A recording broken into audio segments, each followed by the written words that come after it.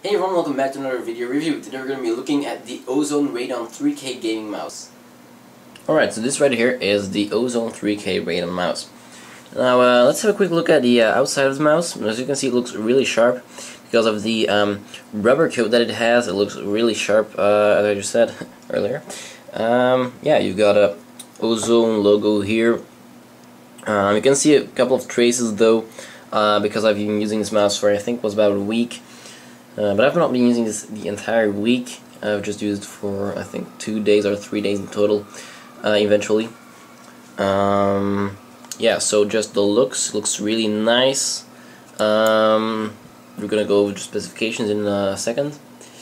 I got a question though with this little bump here. I think it is supposed to, support your fingers to lay on it like that. I'm not really sure, or they just want your 3 fingers on top here and then have your pinky lay here. But for me, this is kind of in the way. It's not a good design, not a good ergonomic design here. So that's actually the main con I have with this mouse.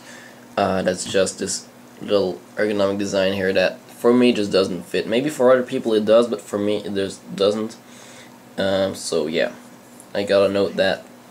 I got quite big hands though, so that might be it, but I think this is actually a good mouse for people with big hands, if you just have a look at it like that. But then again, this is a weird design here. Other than that, there is a design here on this side which might look like a rubber grip, but this is no rubber grip. This is just a little bit of things that they made in the plastic. It might look like rubber, but it's also just rubber coated like the other parts of the mouse. Now, button-wise, there is just the left and right button. You got a scroll wheel which has one button function. You have DPI, on-the-fly DPI. This is the button, so you just press it down or you pull it back. Then you have a button for profiles, which I'll get back to in a second as well in the software. And then here you have 2 buttons for backwards and forwards browsing, if you're on Firefox browsing, for example. Then there's a very nice feature here, and I actually love this. This is something I haven't yet seen before, and I can see much practical use for this. Now you have a cable management system here, and you can actually change the positioning of the cable. Now it's quite hard, to be honest, but you can, if you're having your mouse like this and your computer is standing over here, you can just have it go this way and your cable won't be in the way. And honestly, I think this is actually a very nice design. Something, I don't know, this could actually be something which you could call between wireless and wired, if there's something like that in between. This could solve a few practical issues with cable. So actually this is very innovative in my opinion. I really like this, and it was one of the reasons why you might just buy this, just because of this design. Now there's a little issue with it, and that is that it is quite hard to put a cable in from time to time. As you can see right here, I have difficulties just putting it in, but the cable, I think if you just put the cable in the edges here once, that will be enough, because I don't think you're gonna be changing that often. So yeah, I'm gonna put this back now. Not easy. There we go. Make sure it's flat, and that's it. Now, other than that, let's have a look at the weight system, which is also really nice to see. You just open it like that, turn it around, it falls out, and you got 4.5 grams weights. To be honest, I have not really been taking them out much. I just kept it like this. You can take them out easily though, so no problems there. But I just kept them in because the mouse itself is quite light. It has some weight, but to be honest, I just kept these in because I didn't have the feeling that they should come out anyway. But if you think that should come out, it's personal opinion mostly. But for me, it was the best with all the weights in. Then you have a couple of skates here on the bottom. They're pretty good. The mouse slides over the desk quite easily. Also on mouse pads, I've used it on an aluminum mouse pad, a plastic one, and it also goes very well. Other than that, there are some specifications we gotta cover, like the 3200 dpi optical laser laser here. Now the laser sensor here is actually a Philips PLN 2030 sensor. For those who might wonder, I might just note that because people have asked me before with other mice I reviewed and I didn't know then, but so now I kind of looked it up.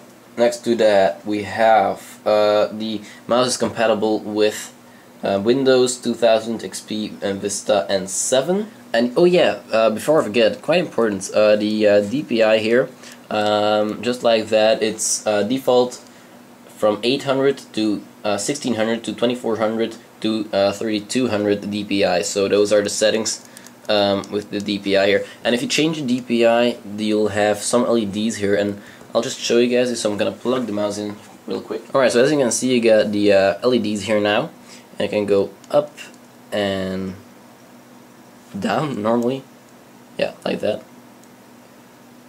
So that's actually it. But I have had one issue with it, and you can already see it. If you go all the way like that, and if you go into perspective when you're gaming, your mouse is going to be somewhere like this. You can barely see the LEDs, and that's quite annoying. If you push them by accident, you really gotta look like, huh? Oh yeah, right. And then you push them by accident and then go, oh, it's 3 now. So that is perhaps a little issue with that, although by itself looks really nice, but I think that it's not really nice that it, you know, like that. I should be able to see it still. So yeah, that's a little issue I had there. Now the cable you get with this mouse is sleeved, and actually a good quality sleeving. It's easily bendable, so no problems there, and you get a golden USB connection. Alright, now this here is the software that they include with the Ozone Radon 3K mouse. Having a quick look here, as you can see, you can actually have 3 different profiles with this mouse. And I'm going to show you guys a special feature that I didn't actually show on the mouse itself, and that was someone talking to me on Steam. Yeah, I'm going to show you guys a feature which is actually, which you can kind of see here, the LED here on the mouse for the profiles, which I didn't show earlier. So I'm going to show it right here, right now. As you can see, you have 3 different colors for the 3 different profiles that you can have with this mouse. Now, what are these profiles for? Well, basically, you can just select profile 1, for example, and then you have the right mouse button, and you can select which function that gets. So you can change the middle mouse button, button 4, button 5, or disable it, or you can, you know, give it a couple of other functions like DPI, or you could give it a script which you can make yourself, and a couple of other settings, as you can see here. And it's basically the same for every other button on this mouse. So I'm currently just scrolling through all these. Yeah, as you can see, there are a lot of options there, and you have 3 profiles in total, which is really nice. Now, there is one issue with this, in my opinion, which they should have actually done differently. If you go to config here, you can see the DPI levels. Now, apparently the DPI levels, these are the stock settings, they don't, you can't connect these to the profile, so these are actually general settings. So the DPI is not connected to the profile from what I have seen. I've tried a few things to figure out whether it was connected to the profile settings or not, and apparently it isn't. So if you're on profile 1, if it changes to 1200 for profile 1, and if I select profile 1 here, and I go to profile 2, well, you know, first I press apply and I go back to 800, well, you know, that doesn't make any difference. So it's just gonna stay on 1200 here. So yeah, that's one of the only issues I have with the software. Other than that, it's really nice. Oh yeah, you can also change the allowed DPI levels. You don't set it to 1, 2, 3, or 4. So if you have 1, it's not going to be able. You're not going to be able to change the DPI level. So you can't accidentally change it either. Then you have the USB report rate here, which you can change from 125 to 250, 500, and 1000. And that's basically it for the software. Alright, now that was the review of the mouse. Now, a couple of things I gotta say here. First of all, is the price. To compare this mouse to other mice out there, of 40 euros, which is the MSRP of this mouse, I got to say that there are many mice out there, from SteelSeries, Razer, Rocket, Logitech, 40 euros, maybe even less, a little less, or even a little more, which are so much better in quality. Well, the problem here with this mouse is that it looks really nice, it looks really sharp, but there are like these couple of issues that just make it look cheap. Actually, the quality of, well, its performance is really, really good. Gaming with it goes perfectly. Browsing, you know, it's perfect. It's actually very nice for browsing. I talked about a little issue I had there with the ergonomic design, with that little bump there. I only noticed that bump being there when gaming. Unfortunately, as this is a gaming mouse, I gotta say that this bump is not what I wanted there. Well, at least not for me. So the ergonomic design isn't really what it should be, which is one of the things that makes it feel cheap. On the other hand, the rubber coating is really nice and actually covers or makes up for a lot of mistakes in this mouse. But then again, like the LEDs for the DPI, well, you know, I showed that you didn't see them in the one angle, and probably, and well, not probably, in the one angle, if you look at your mouse when you're gaming, you can't actually see the LEDs properly. You can see them a little, but if you look really quick when you're gaming, you don't really see them. So that's an issue as well. So yeah, I think 40 euros might be a little bit overpriced, but I'm sure that most shops are going to sell it for a little less. I've checked it out. I've seen them go for 30, 35, but yeah, 30 is actually a very good price. Also, if you have a look at the software that they include, that is really okay. There's not really a problem with that, only that the DPI is not connected to the profiles, which is a sad thing actually, because if that were a situation, I would have made this mouse, well, you know, the mouse would have been so much more better, in my opinion. But yeah, this mouse, it's okay. It's actually of good quality, but there are a little bit too many mistakes in it. So I'm gonna give this the Outstanding Award. Yeah, that ought to be it. But actually, overall, I'm just gonna say this one more time. Overall usage, and if you're not gaming too much, or if you're just using this mouse and you want a comfortable mouse, and a good one that has a good DPI, because it has good DPI, it slides very well, then you should actually go for this mouse. But if you're gaming extensively, if you really are a gamer, don't go for this mouse.